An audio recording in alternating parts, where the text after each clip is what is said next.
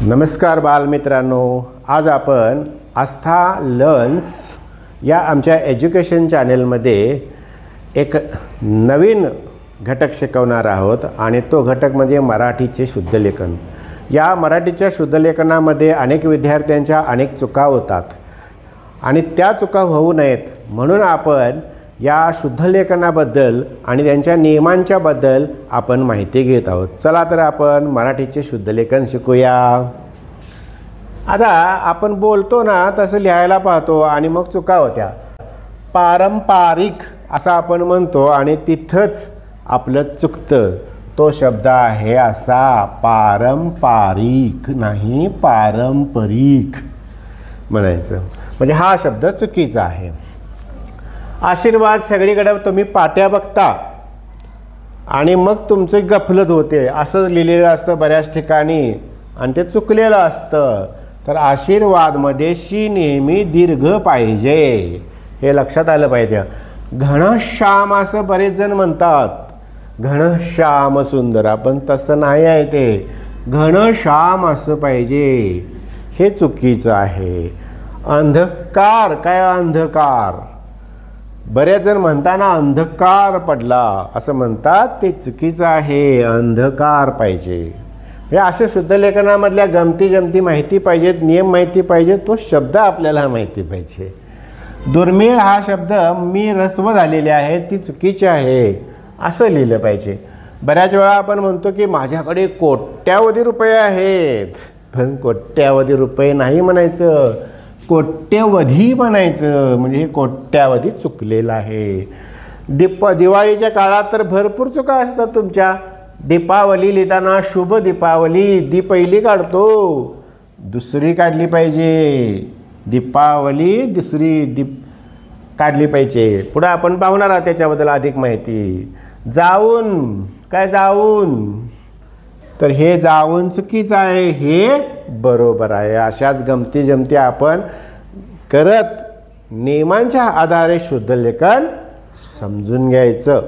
आपण नाकातून उच्चार होणारे शब्द कसे लिहायचे आणि तो अनुस्वार जो कोणत्या अक्षरासाठी आला आहे ते आपण पाहायचं आहे। आता अंगण हा शब्द आहे, या अंगणमध्ये इथं अनुस्वार आला आहे, तो क ख ग ग ङ वाङ्मय ङ मधलं आलेला आहे। म्हणजे ग हे कोणत्या वर्गातील आहे बघायचं, क वर्गातला आहे, त्याच वर्गातील न हे अक्षर आहे।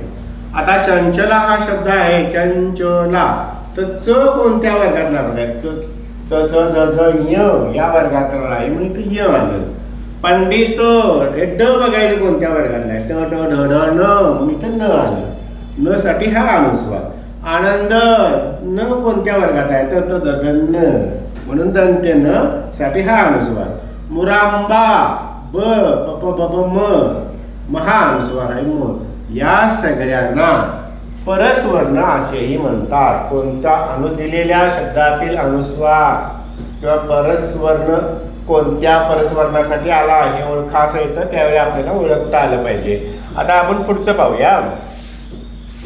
अनुस्वार देण्याची चुकीची पद्धत पण काही वेळा आहे। काही मुलं, काही लोक, काही विद्यार्थी चुकीच्या पद्धतीनं अनुस्वार देतात। गाव हा शब्द आहे, तर काही विद्यार्थी गाव असं लिहितात, ते चुकीचं आहे। पाच हा शब्द पाच असं लिहितात, ते पण चुकीचं आहे। जेव्हा हा शब्द आहे, अनुस्वार देऊन लिहितात, तेही चुकीचं आहे। केस असं म्हणतात, तेही चुकीचं आहे। नाव असं लिहितात अनुस्वार देऊन, तेही चुकीचे, नाव असं लिहिलं पाहिजे। वैगाव हा शब्द आहे, वैगाव असं लिहितात, हेही चुकीचं आहे, हे आपल्या लक्षात आलं पाहिजे। आता पुढचं बघा, एक अक्षरी शब्द आहे, ते नेहमी दीर्घ लिहायचं, ते विसरायचं नाही आपण। आता मी, तू, ही, की, जू, ऊ, धू सगळे दीर्घ आहेत पहा। त्याला अपवाद आहे, नी हा तत्सम शब्द आहे आणि अव्यय पण आहे। हा एक अक्षरी शब्द असूनही ऱ्हस्व आलेला आहे, हे लक्षात ठेवायचं। आता पुढे बघा, एकारांत म्हणजे ज्यांचा अंत ई असा होतो, किंवा उकारांत म्हणजे ज्यांचा अंत उ असा होतो, म्हणजे शेवटचा शब्द आहे। त्या शब्दांच्या बाबतीत पाणी बघा, वाळू दीर्घ आला, साधू दीर्घ आला, शालू दीर्घ आला, कवी दीर्घ आला, हरी दीर्घ आला. आता याला अपवाद शब्द आहे ते तत्सम शब्द आहे किंवा त्याला अव्ययी शब्द असतात ते सुद्धा अपवाद येतात. आता पाणी हा शब्द तत्सम आहे म्हणजे हात म्हणून इथं ऱ्हस्व आला, आणि हे अव्यय आलं. वायू हा तत्सम शब्द आहे म्हणून ऱ्हस्व आला. चक्षु हा तत्सम शब्द आहे परंतु अव्यय आलं, किंतु तथापि ही अव्यय आले. हे सर्व ऱ्हस्व आहेत. मराठीत तत्सम शब्द येताना जसे तसे आपण स्वीकारले आणि काही तत्सम शब्द रूपांतरित केले त्यांना तद्भव शब्द असंही आपण म्हणतो. तर पुढचा भाग आपण पाहूया. आता अकारांत शब्द पाहूया, म्हणजे ज्यांचा शेवट अ असा होता. सूर्य, त्याच्या अगोदरचा अक्षर पाहायचं. अकारांच्या अगोदरचं अक्षर याला उपांत्य अक्षर असं म्हणतात. अंत्य आणि उपांत्य. सूर्य दीर्घाला, पूर्व बघा. मूल, खूप, वकील दुसरं अक्षर आहे उपांत्य दीर्घ आलं. कंदील दीर्घ आलं.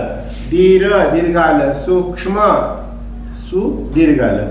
याला पण अपवाद आहे. अपवाद नेहमी लक्षात ठेवलं पाहिजे, नाहीतर मग चुका होतात. गुण बघा, रसवाल, विष, प्रिय, मंदिर, परिचित पहा. बुध, शिव, चतुर, नागरिक, सुज्ञ हे सगळे शब्द नजरे घालून घ्या म्हणजे पुन्हा पुन्हा चुका होणार नाही. यापुढे आपण पाहूयात. सामासिक शब्द किंवा तत्सम शब्द आहेत ते जोडून जर आले, सामासिक शब्द बोलताना काय बदल होतो ते आपल्या लक्षात आलं पाहिजे. रवी आहे, रविराज झालं. मृत्यू आहे, मृत्यूपत्र. गती आहे, गतिमान कसं झालं पहा. वायुपुत्र हे आहे तसंच राहिलं. काही तत्सम शब्द आहेत किंवा सामासिक शब्द आहेत. तत्सम शब्द सामासिक शब्द होताना सुद्धा बदलत नाही, त्यातला हा आहे. मंत्री बघा, मंत्रिमंडळ झालं. हरे, हरिद्वार. पक्षी, पक्षीगण. वधू, वधू परीक्षा आहे तसं राहिलं. वाणी, वाणी वैभव आहे तसं राहिलं. हे सगळे शब्द सामासिक शब्द तयार झालेत, पण गौरी हा बदलाय नाहीत बघा. हे सगळे शब्द गौरी, गणपती, भगिनी मंडळ, महिपाल, गुरु दक्षिणा हे बदलावे. हा बदलही आपण लक्षात घेतला पाहिजे. आता इथंही नेहमी मुलं चुकतात. आणि कसे चुकतात बघा. जा हे जाऊन असं लिहितात, जाऊन असं लिहितात, ते चुकतंय ते. तर इथं या ठिकाणी व आले का नाही, जा म्हणून याला ऊन प्रत्यय लावायचा. खा, खाऊन. जेव इथं व आलं मग जेवून आहे, व जोडून झालं. ठेव इथं व आलं मग इथं ठेवून असा लिहिला. पी, पिऊन लिहिला. गा, गाऊन लिहिला. असा प्रकार म्हणजे गाणे गाऊन, गाणे गाऊन दाखवला असा अर्थ होतो. हा पण नियम अगदी छोटा आहे पण लक्षात राहण्यासारखा आहे, चुका परत होण्यासारख्या नाही. आता आपण काही शुद्ध शब्द या ठिकाणी मी दिले. दीपा हा दिलाय बघा. तर दीपा मगाशी मी तुम्हाला सांगितलं होतं की दीपावली, दीपा, दीपिका हे सगळं दी आहे ना, ते सगळे दीर्घच नेहमी राहायचं. या ठिकाणी दीपा हे दीर्घ लिहिलेलं आहे. ओहा, पो इथं पण चुकतात बघा. मला दुर्मिळ चुकतात. दुर्वा, महत्व, तला तला व. तज्ञ, काय मुलं असं लिहितात तज्ञ, तर ते चुकीचं आहे. निर्भीड बघा, दीर्घ आहे. निस्पृह, निस्पृह नाही. नपुंसक, पवरानुस्वार. गंभीर, पुनर्रचित. आहाकार, आहाकार नाही, आहाकार. दीर्घायुषी, ठराविक दीर्घ. पुनर्मूल्यांकन. आशुतोष, काही जण आशुतोष लिहितात, ते चुकीचं आहे. कारकीर्द किंवा फक्त कीर्द आलं तरी असंच लिहायचं. उपहार आणि उपहार हे दोन वेगवेगळे शब्द आहेत, ते दोन्ही बरोबर आहेत. उपहार म्हणजे भेट आणि उपाहार म्हणजे नाश्ता.